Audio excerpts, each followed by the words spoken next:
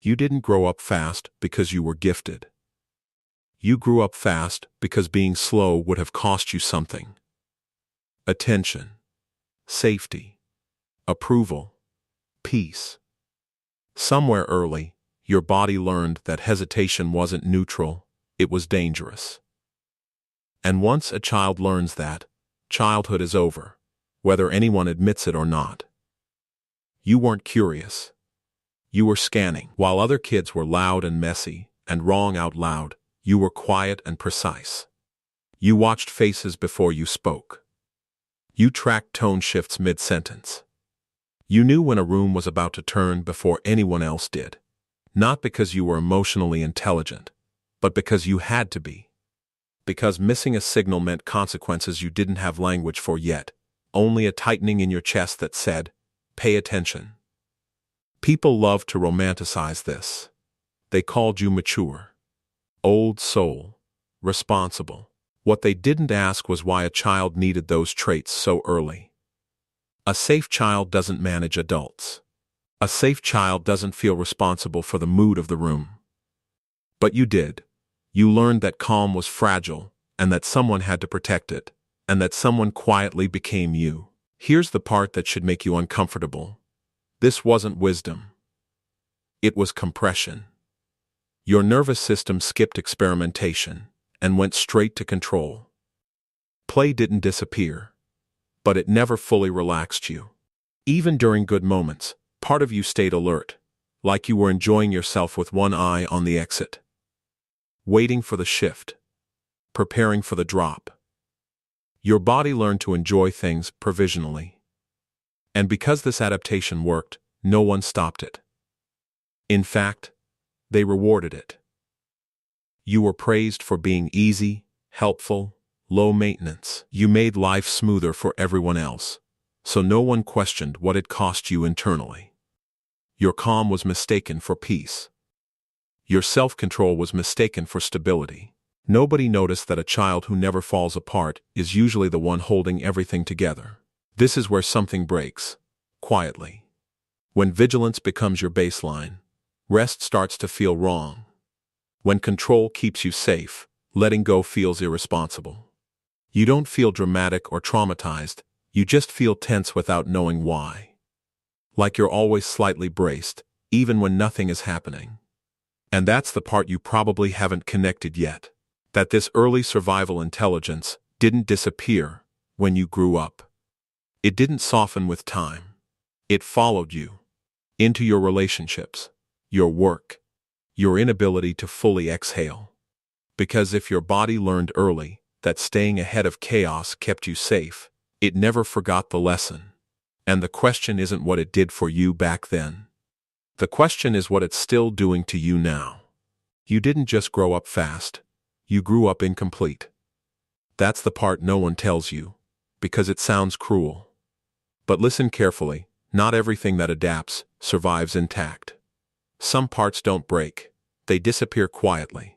And you don't miss them because you never got to know them fully formed. When you became hyper-capable early, something else stalled. Play didn't deepen. Curiosity didn't get reckless. Those traits require safety, not intelligence, not discipline, not strength. Safety. And you learned early that safety was conditional. So you traded exploration for control. You became the child who didn't experiment, you optimized. You didn't ask, "What do I want?" You asked, "What will work?" And that question followed you into adulthood like a shadow you mistake for wisdom. Careers chosen for stability, not hunger. Relationships chosen for predictability, not desire. Decisions filtered through consequence before they ever touched impulse. Here's the part that should bother you. This didn't just make you responsible. It made you smaller. Not weaker, smaller. Because the version of you that acts without a spreadsheet, that wants without permission, that risks being inconvenient, that version never got to practice. It didn't die. It atrophied. And atrophy doesn't hurt. That's why it's dangerous.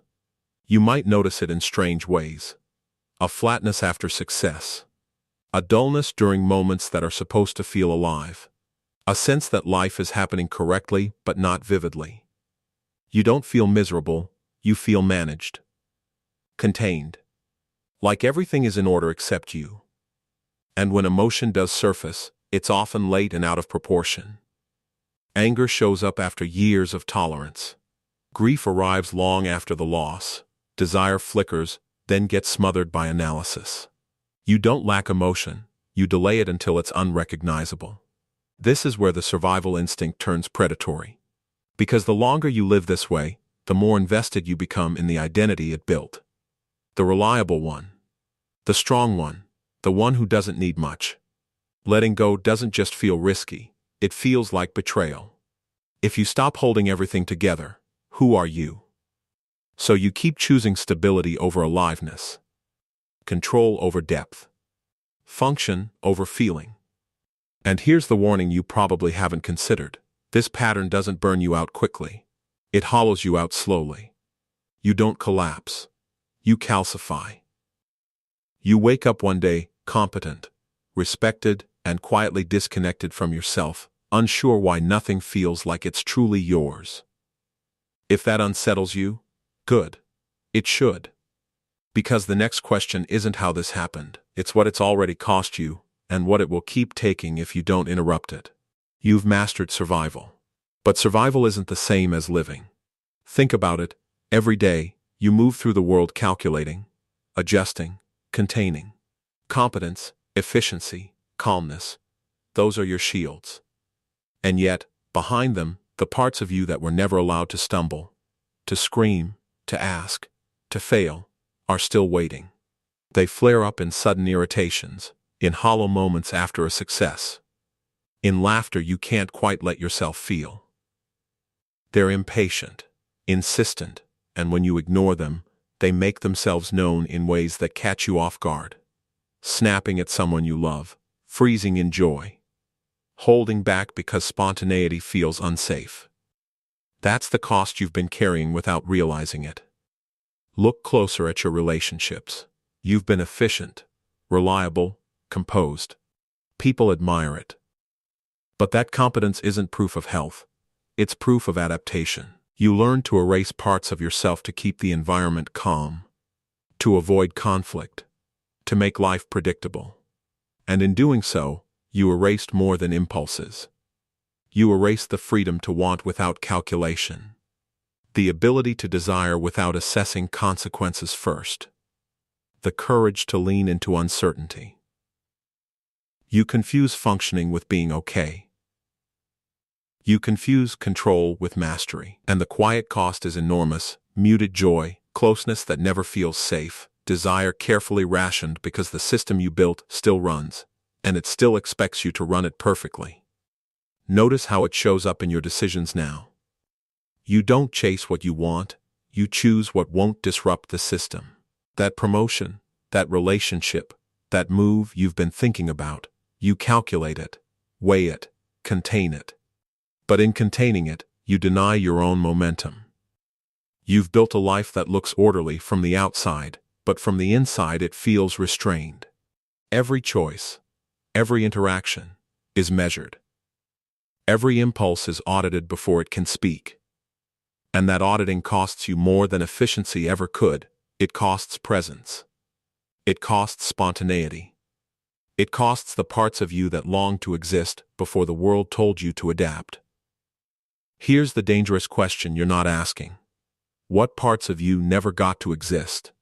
What life, what laughter, what moments of uncalculated joy were quietly cut out so you could survive? Until you face that, until you allow those parts to be seen and felt, even briefly, the system keeps running, and the life you want keeps slipping past your fingers. Recognition is one thing. Confrontation is another. Survival served you once.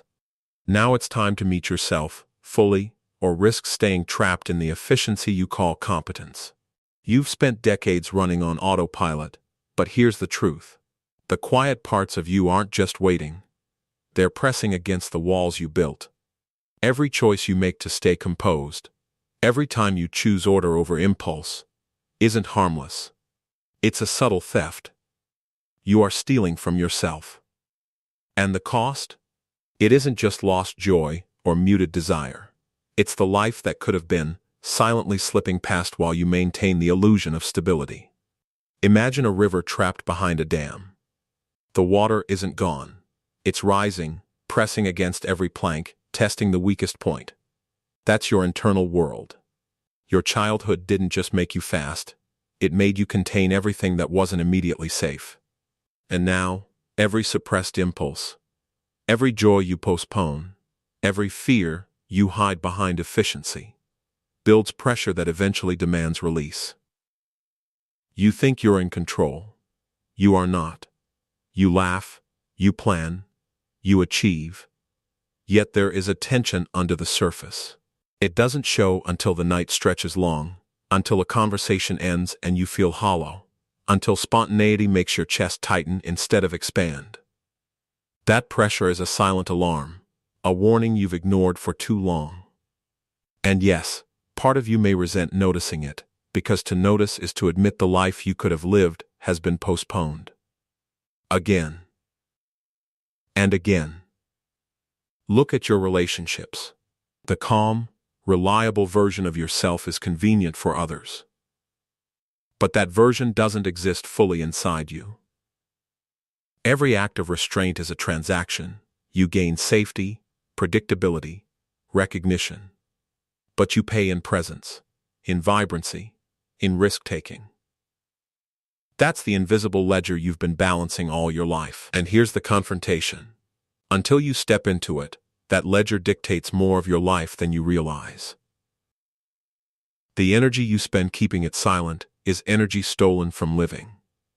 Every day you let containment win, you let the river rise a little more. Opportunities pass, laughter is muffled, and parts of yourself you thought were gone grow impatient and angry. The system you built to survive is now trapping you. You didn't just grow up fast, you learned how to contain. But containment is not living. And if you ignore it, you will not just miss life, you will watch it pass, framed perfectly, while the you that could have existed shakes the bars you've built. You've been running on autopilot for decades, haven't you? Every choice filtered through the invisible rules you learned as a child. Every impulse measured, every desire negotiated. And here's the brutal truth. The world doesn't care about your carefulness. It doesn't reward silence, it doesn't applaud restraint, and it certainly doesn't pause for the parts of you you've locked away. That tension in your chest isn't just memory, it's a signal.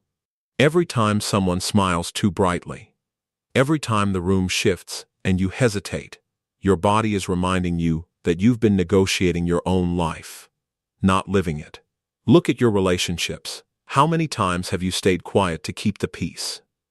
How many times did you bite your tongue when laughter, joy, or anger demanded release? That's not maturity. That's self-erasure disguised as survival.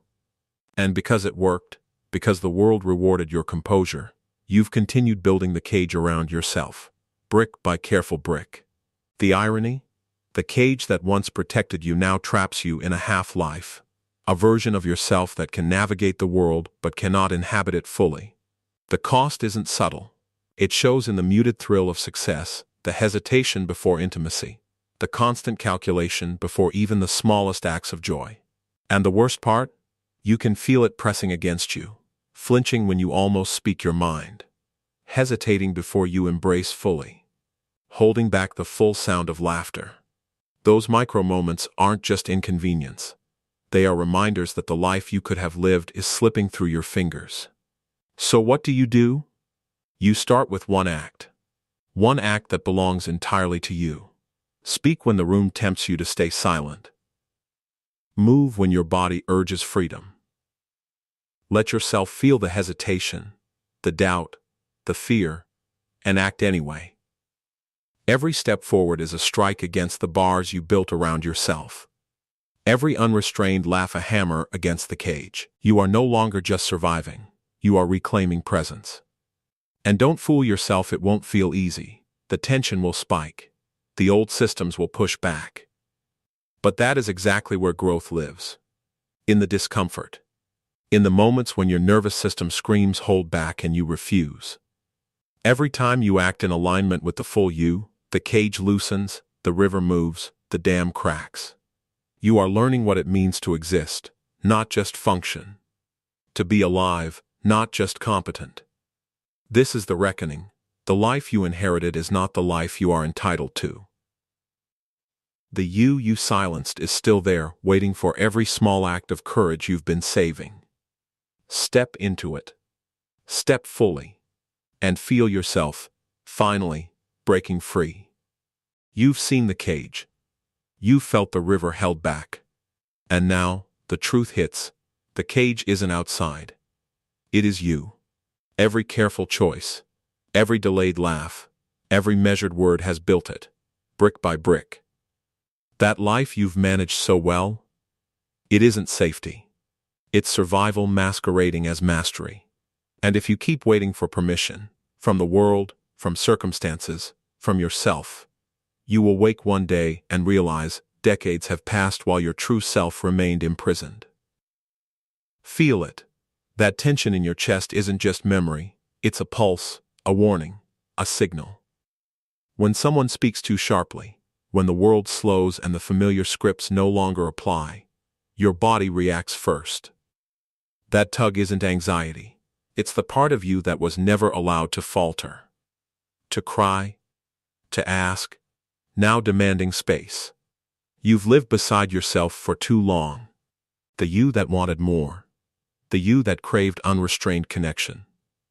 The you that wanted to make mistakes and be seen. All are still inside, impatient and angry. Here is the confrontation you've been avoiding. Life is happening. Every small act of hesitation, every moment of containment, is a brick in a wall that keeps the world at bay and keeps you from living fully. That pulse? Let it guide you. That urge to speak, to move, to claim, to feel, follow it. Step forward. Every unrestrained laugh, every truth spoken, every hug without calculation is a hammer striking at the bars. And yes, it will hurt. Your nervous system doesn't forget. Old reflexes resist. The world tests you. Friends, colleagues, family expect the old patterns. But tension, discomfort, that is the gateway. That first unrestrained act, a deep breath at a window, a loud laugh, a truth finally voiced, changes everything. It cracks the dam. It bends the cage. It shifts the river. This is no longer about surviving. It's about reclaiming everything you deferred, everything you silenced, everything you deserve. And when you finally step fully into yourself, the life you've always wanted doesn't just arrive. It floods the river, breaks the dam, hammers the walls, and carries you forward. Every moment you claim yourself hammers the cage into dust. Every breath, every act of presence, every piece of courage carries you closer to the life that was waiting for you all along. You've felt it, the walls you built, the river you dammed, the parts of yourself you left waiting. All of it is real, and all of it is yours to reclaim. The life you've always wanted isn't going to arrive politely. It waits for you to act. Step forward. Speak the truths you've hidden. Move in ways your nervous system tells you are risky. Feel the emotions you've trained yourself to suppress.